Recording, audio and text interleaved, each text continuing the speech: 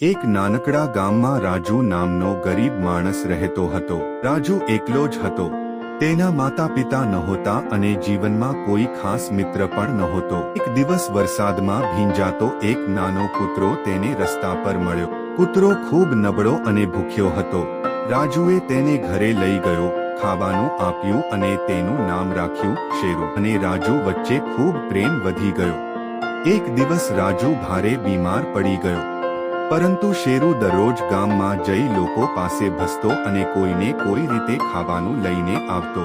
એક રાત્રે રાજુની તબિયત ખૂબ ખરાબ થઈ. તેણે ડોક્ટરના કપડાં ખેંચીને જાણે વિનંતી કરી હોય એમ તેને રાજુના ઘરે લઈ આવ્યો.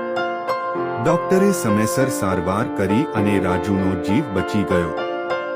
સવાર થતાં રાજુએ શેરુને ગળે લગાવીને રડતા કહ્યું, તું ફક્ત કૂતરો નથી શેરુ, તું તો મારું પરિવાર છે. થોડા વર્ષો પછી શેરુ વૃદ્ધ થઈ ગયો. એક દિવસ તે શાંતિથી રાજુની ગોદમાં માથું મૂકી દુનિયાને અલવિદા કહી ગયો. રાજુ ખૂબ રડ્યો. તેણે શેરુ માટે પોતાના ખેતરની બાજુમાં નાનું સ્મારક બનાવ્યું, જેમાં લખ્યું હતું, વફાદારી શું હોય તે મને મારા શેરુએ શીખવ્યું.